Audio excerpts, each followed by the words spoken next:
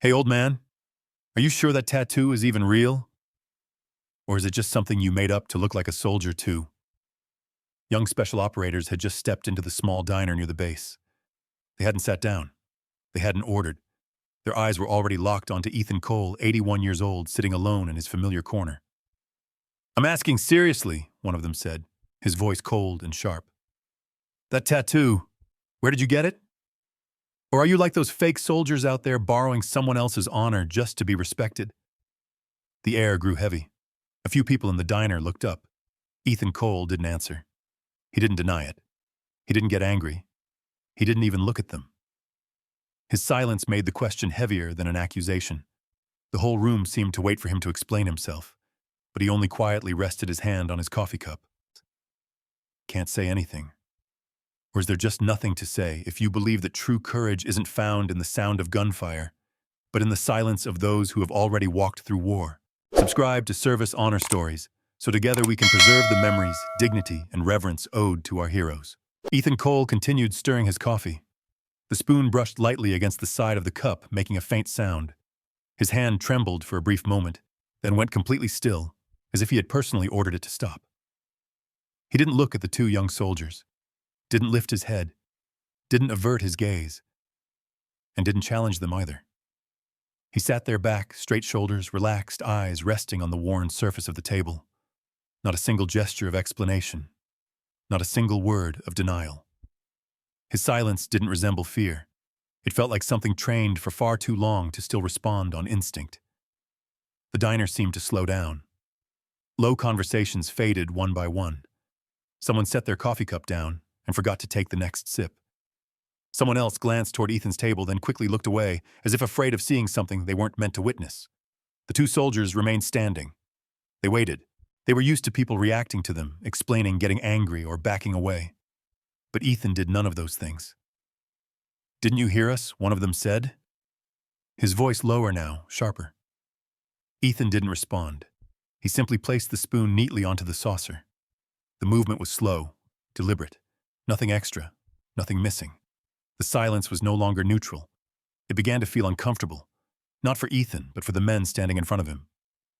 A familiar waitress at the counter sensed that something wasn't right. She had served Ethan for years. She knew he always asked about others before placing his order. She knew he always left more tip than necessary and never mentioned it. What she saw now was an unusual calm in him. Not the calm of someone who didn't understand what was happening, but the calm of someone who had faced things far greater than this. Ethan took a very light breath in. Not deep, not rushed. Just enough to keep his breathing steady. "We're talking to you," the other soldier said, impatience no longer hidden. "Did you actually serve?" Ethan still didn't look at them. His eyes drifted toward the window where the morning light filtered through the dull glass, as if the question no longer belonged to the present. In that moment, something became clear. He wasn't silent because he had no answer. He was silent because he had answered that question too many times before in circumstances no one in that room had ever endured. No one in the diner knew what he was thinking. But everyone felt that an invisible line had just been drawn, and no one dared to cross it. That silence didn't calm the situation. It made the air heavier, tighter, as if every passing second added more pressure on the men who were standing. The two soldiers exchanged a glance. They weren't used to being ignored, and they certainly weren't used to being ignored by an old man. One of them curled his lips into a faint smirk, the smile of someone who believed he still held the upper hand. "Or maybe you just don't remember what you ever did." The words landed no longer a question. Ethan gently placed his hand on his arm, right where the old tattoo had faded with time. He didn't hide it. He didn't display it either. The gesture was small, but it was enough for the waitress to turn fully toward him. A chill ran down her spine. Not from fear, but from the instinctive sense that this was no longer an ordinary argument. Ethan remained seated. His silence was no longer avoidance. It felt like a refusal to participate in a game he had known all too well. And it was that silence not meant to stop the insult, but to expose it, that made the men facing him believe they had the right to go even further. The next taunt didn't come right away.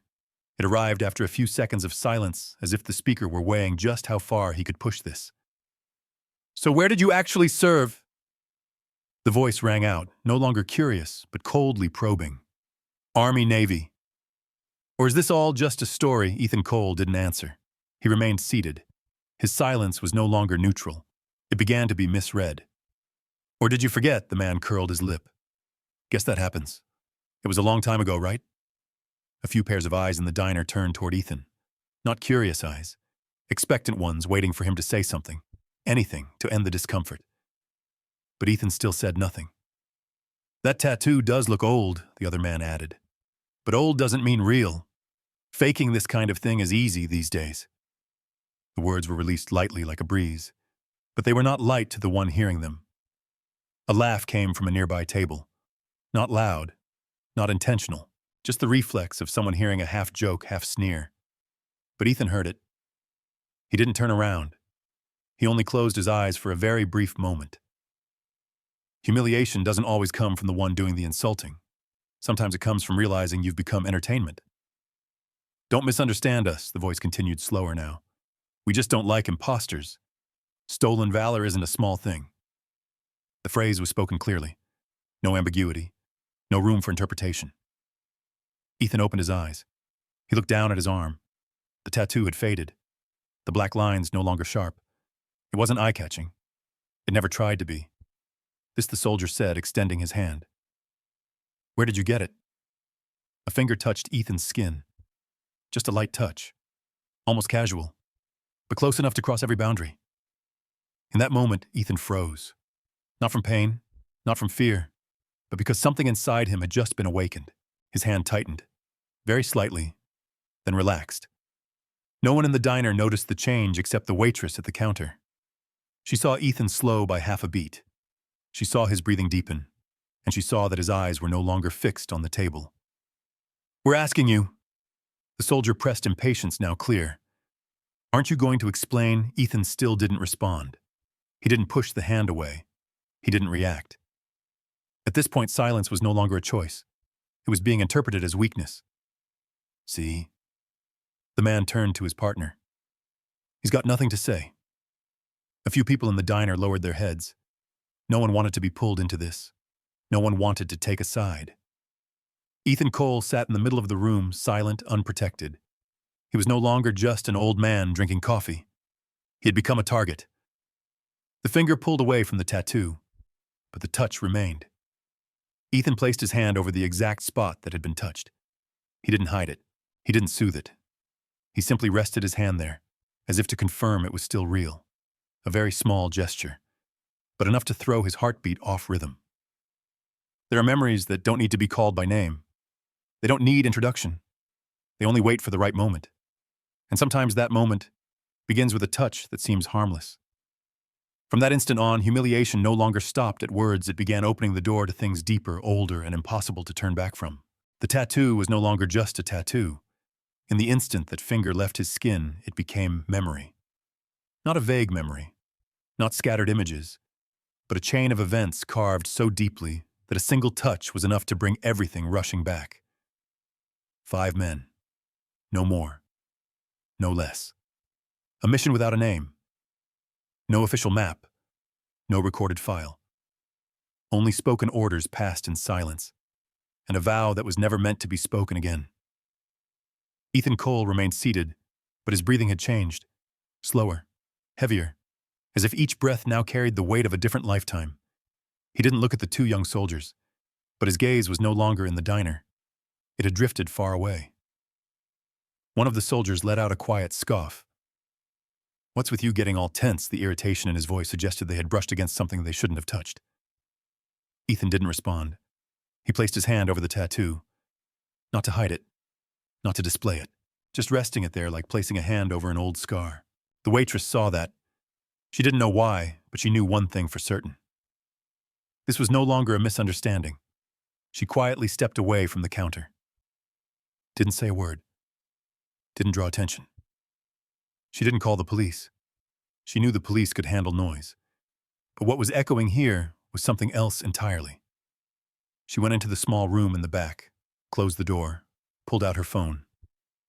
It's me, she said softly, her voice tightening. At the diner near the base. There's an old man. His name is Ethan Cole. On the other end of the line, there was a faint sound.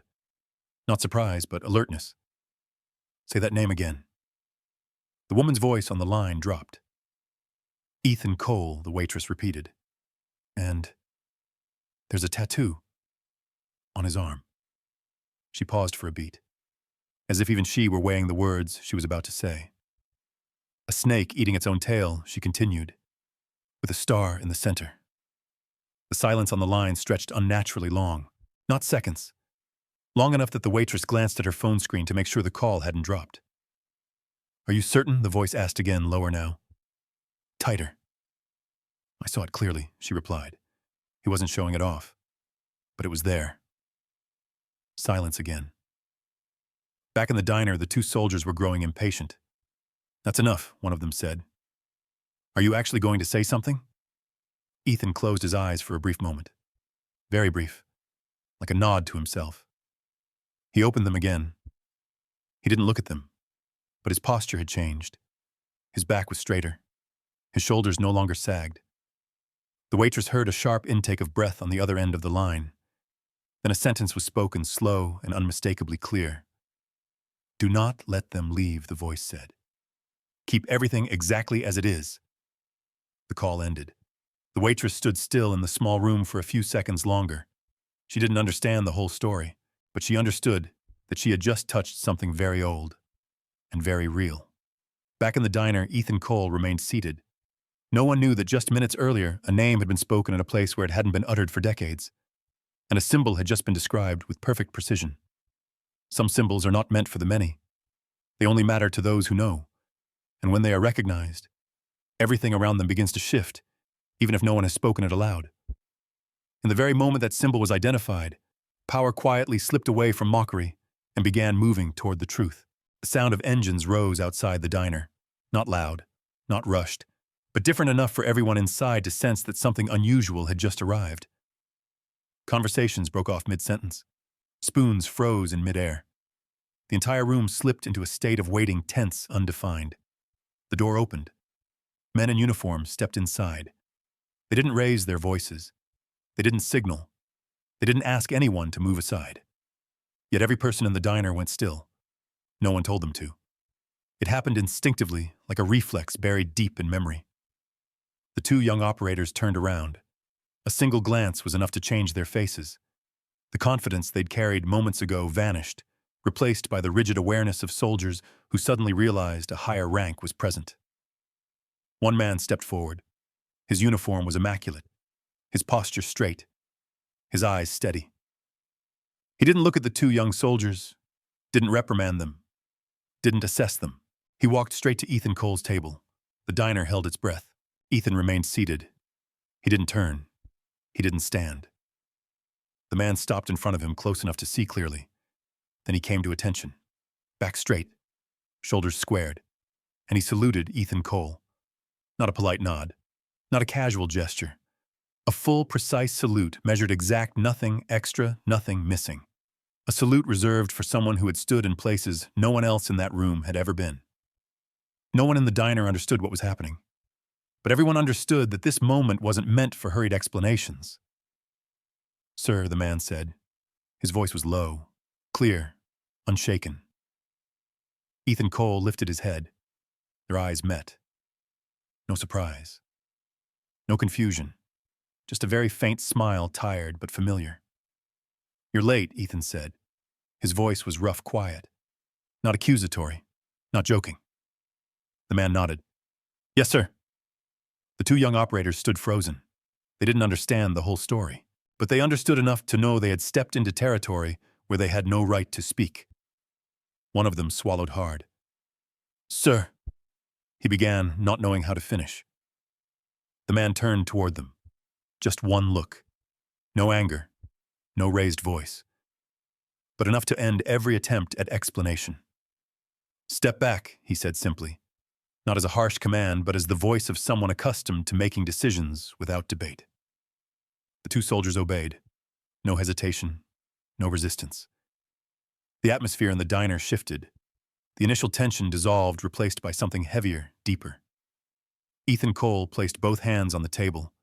He didn't stand. He didn't need to. The man inclined his head slightly toward him. We received the report, he said. and we're here to confirm. Ethan gave a small nod. That's enough, he replied. The words weren't an order, but they carried the weight of someone who knew exactly when something should end. Inside the diner, no one dared to breathe too loudly. Not out of fear, but because they were witnessing a kind of reverence rarely seen. Reverence that didn't need titles, didn't need long introductions. It arrived before any explanation. And it was in that quiet space where the truth had not yet been spoken, but authority had already bowed, that the real story was finally about to be revealed. The man standing in front of Ethan Cole's table slowly raised his hand to his cuff. No hurry, no showmanship, just a deliberate movement familiar to someone accustomed to making decisions in silence. He rolled up his sleeve. The entire room seemed to freeze. On his arm was the same tattoo, the same serpent devouring its own tail, the same star at the center. The only difference his was clearer, newer, preserved with unmistakable reverence. The two young operators stood stunned. No words came to them. The man spoke, not loudly, not harshly, but clearly enough for everyone to hear. You asked what this tattoo means, he said. Then listen carefully. He turned to Ethan Cole. Sir, he said, his voice slowing by a beat, with your permission. Ethan gave a slight nod. The man turned back to the two operators. The man you're insulting, he said, is not an ordinary veteran. Before you ever knew today's elite units, before there were names trained, recognized, and recorded, there were men sent into the dark. No uniform, no insignia, no names in any file. He paused, letting the words settle. They were never allowed to exist on paper, he continued. But they existed in reality, and they paid the price for it. The two operators lowered their heads. No one dared to interrupt. Ethan Cole was one of them, the general went on. And this tattoo, he said, lightly touching his own arm, was never meant to be shown off. It is a vow. Someone in the diner quietly drew in a breath. No one laughed anymore. On a mission you will never find on any map, his team was compromised, hunted, with no support. The general paused for a moment. His voice dropped. At the time I was a young officer, he said. Wounded, unable to walk. He looked at Ethan. Nothing hidden in his eyes. Ethan Cole carried me on his back, he said. For 2 days, through the jungle, inside the encirclement. No embellishment, no unnecessary detail. Out of 5 men, he continued, only 2 are still alive today.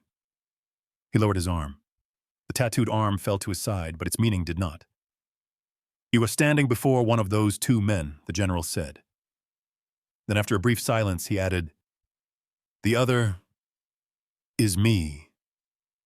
The room grew heavy. The 2 young operators could no longer stand straight. Their shoulders sagged. Their eyes could not lift. You speak of stolen valor, the general said, but you don't understand the cost of real valor. He looked at them not angrily, but without mercy. Everything you're wearing, every skill you possess, every unit you're proud to stand in was built on the blood of men like him. He turned back to Ethan. Sir, he said, his voice lowering, we owe you more than we can repay. Ethan Cole didn't speak right away. He looked at the general, then at the 2 young soldiers. That's enough, he said softly. Not to end the story, but to keep it from becoming heavier. They didn't know, Ethan continued. Now they do, a simple sentence, but no one dared to dismiss it. And when the truth had finally been spoken, not with rage, but with memory, there was no accusation left that needed to be made. The 2 operators stood frozen. The arrogance that had once been so visible on their faces was gone entirely. No mocking smiles, no measuring glances, only the hollow stillness of men who had just realized they were standing in the wrong place. Ethan Cole slowly rose to his feet. The movement was neither fast nor slow, just steady enough to draw the attention of the entire room. He didn't need help, didn't lean on the table. His back straightened the way it does for someone who has stood in far worse situations than this. He looked at the 2 young soldiers, not harshly, not with reproach. His voice was low, rough at the edges, free of anger. The tattoo, he said, doesn't make the man. The words carried clearly. Not loud, but no one in the diner missed them. The man, he continued, is what gives the tattoo its meaning. The 2 operators lowered their heads further. No one interrupted. No one tried to justify anything. Ethan glanced down at his arm. The old tattoo had faded with time. He didn't touch it again. You think honor lives in what others can see, he said. We never did. He lifted his gaze. His eyes rested on each young face in turn. Honor Ethan went on lives in the things no one witnesses, in the decisions no one records, and in the people who aren't here anymore to tell the story. No one in the diner moved. Even the general stood still listening. You were wrong, Ethan said, plainly, without softening it. Then he gave a very slight shake of his head. But you're not bad men, he continued. You just haven't been taught enough. One of the operators looked up, eyes red. He said, his voice breaking, Ethan raised his hand. Not to stop an apology, but to keep it from coming too late. No, he said. I don't need an apology. The two soldiers stiffened. I only need you to remember, Ethan went on. Remember that before you ever stood here, there were others who came before you. Uncelebrated. Unnamed. He held their gaze for a long moment. No pressure, but no escape. And if one day, he said slowly, you meet someone who doesn't look the way you expect, pause before you judge. Ethan drew in a short breath, then let it out. That's the only way honor stays from becoming hollow. The two operators straightened, not because they were ordered to, but because instinct demanded it. They said nothing more, but the change in them was undeniable. Ethan turned away. He didn't wait for a response. He didn't need confirmation. The lesson had been spoken, and it had been received. True honor does not end with punishment. It continues with remembrance and with the choice to become better from that moment on. After that day, things changed quietly. There were no long announcements, no ceremonial displays. A new program was established in silence. Young soldiers were required to learn about those who came before them. Not to memorize names, but to understand the cost behind every decision they now inherit. Stories not found in books, missions absent from any official record. Men who once walked into the dark and left no trace behind. The two young operators were kept on, not to fight, not to prove themselves. They were assigned to tasks few ever noticed, organizing files, welcoming older veterans invited to teach, making sure every chair was set in the right place. They listened, day after day, without interrupting, without arguing. Each story was a fragment of memory, not embellished, not glorified. Just truth spoken slowly in the voices of men long accustomed to not being believed. Time passed. The initial confusion gave way to something else, humility. One late afternoon in a small shop near the base, Ethan Cole stood before a familiar shelf. He was choosing the same coffee he always drank. No one recognized him at first, and he didn't expect them to. A young man stepped closer, stopped, drew in a short breath. Sir, he said quietly, I don't know if you remember me. Ethan looked up. His gaze lingered for a long moment. Then he gave a slight nod. I remember, he said. No reproach, no irony. The young man bowed his head. I just wanted to say, he continued, I learned more from those stories than from any training course I've ever taken. Ethan didn't answer right away. He placed the bag of coffee into his basket. That's enough, he said, his voice low, steady. The encounter ended quickly. No long handshake. No promises made. Each man went his own way, carrying something different with him. Ethan Cole remained Ethan Cole. He returned to his familiar diner, sat in his usual seat, drank his coffee. He didn't tell his story to anyone. He didn't need to. Because legacy isn't found in being named. It's found in how others change after listening. True heroes don't need to be recognized until society forgets how to bow its head. And when that happens, their silence is what reminds us. If this story makes you believe that honor and kindness never retire, please, share this video and subscribe to Service Honor Stories so no memory of theirs is ever forgotten. Service Honor Stories. We remember the quiet heroes.